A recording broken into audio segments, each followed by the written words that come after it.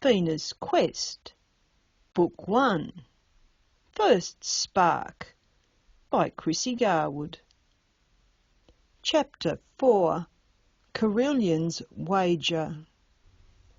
"I told you that she loved me," Lord Carillion cried when Helga rolled the trolley to a stop beside him. Phoena ignored him. She ladled the rich beef broth into heated bowls. "You have me to thank," Helga said with a cheeky smile. "Thee would rather be serving the first years. She didn't appreciate the way you teased her earlier." "Fee, is that your name?" he asked. "Is it short for Fiona or Felicity?" Phoena shook her head. "I'm sure I'll find someone who can tell me." Phoena glared at her friend as the 12 diners around the table began to laugh. She placed the soup bowl before Lord Carillion with a thump. Several drops of thick reddish broth splashed onto the white tablecloth. When she blanched at her mistake, Lord Carillion moved the bowl to cover the stain. "I don't like to see you displeased with me," he said. He waved his hand in the air. Did she imagine that sparkling twinkle at his fingertips? There was no ignoring the pink flower that magically appeared a few seconds later. "Please accept this token as my apology." Phoena accepted the delicate bloom with reluctance. The flower didn't seem real, and her fingers tingled where she held the stem. Her fingers grew hot and she gasped. The flower dropped to the table. It burst into a shower of sparks and vanished. Silence fell over the diners. "Your apology had no substance," she muttered, as she moved on to serve the next nobleman. Phoena blocked her ears to any further comment. She continued her work as if nothing significant had occurred. However, her mind secretly screamed in alarm. "Well played," Helga said as they loaded the trolley for the fish course. "That was a good move, not revealing your true name." That captured his attention. Magicians highly value that kind of personal information. He won't rest until he finds out what it is. "Look, he's waving for you now." "You go," Phoena said, inventing an important errand in the kitchen. Her friend had not returned when Phoena resumed her position near the trolley. Helga was engaged in whispered conversation with the young man. The other servants were watching that discussion. Phoena decided not to ask, but when her friend returned, Helga couldn't wait to share her news. "He asked what he'd done to offend you. I assured him you were only shy.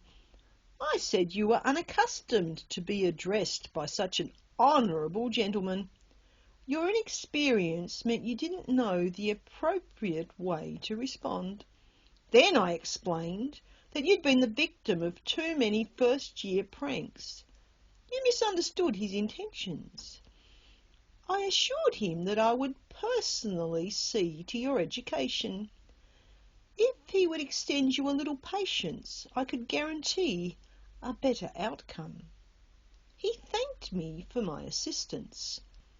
Helga opened her fingers and brandished a silver coin. "He promised me another shilling if I could persuade you to meet him in the courtyard after dinner." "I'm not meeting him anywhere." Helga laughed. "I made him no promises. Look, matron signalling for service to begin. I can't wait to see what he tries next. I'm not serving him." Phoena grabbed Helga's end of the trolley. "You like him so much. You deal with him."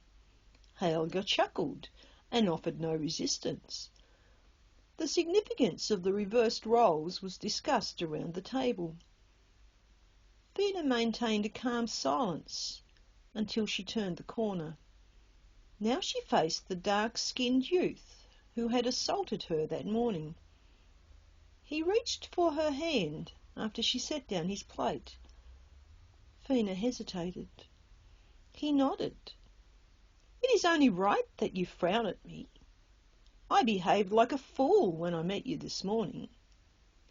He still held her hand and wouldn't release her.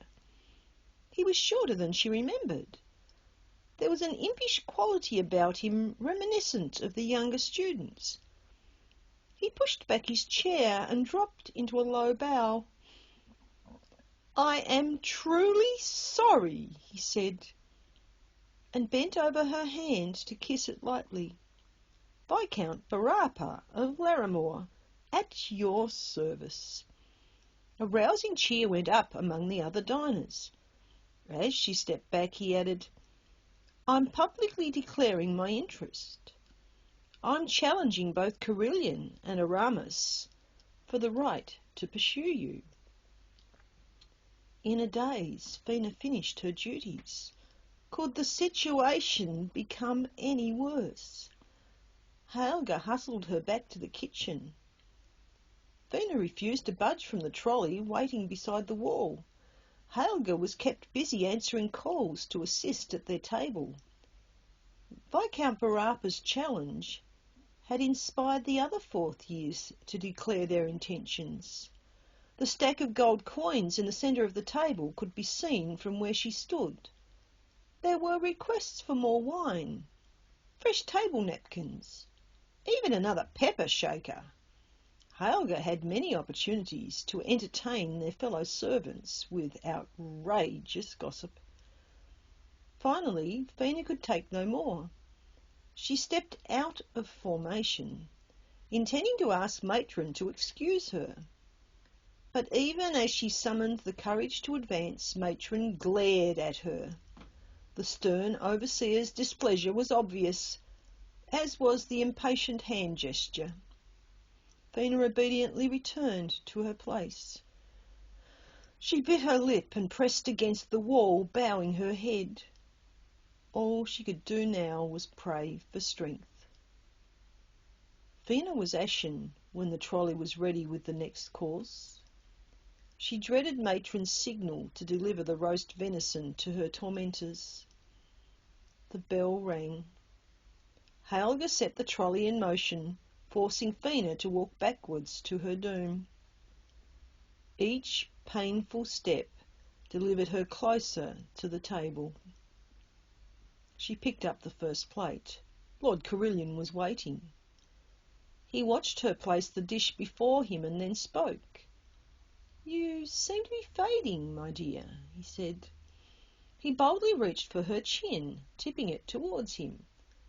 I only want to see you smile. What can I do to persuade you that I mean you no harm?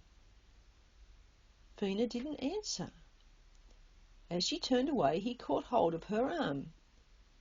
She hesitated, staring at those fingers encircling her wrist. Let me go.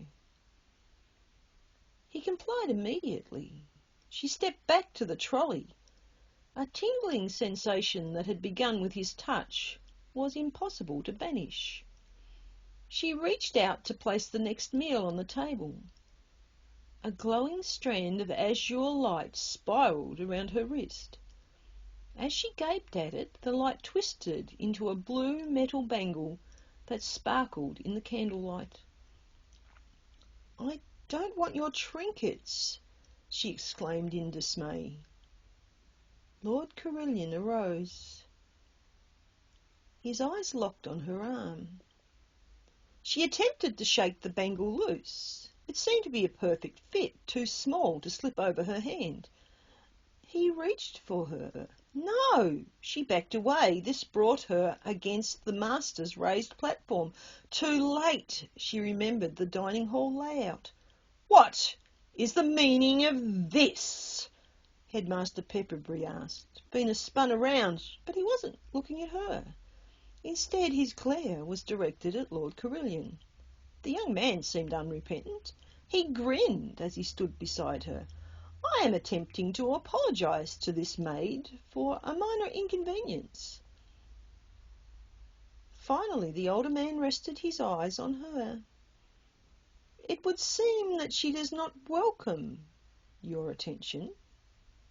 Girl, if this gift offends you, take it off immediately and give it back to him.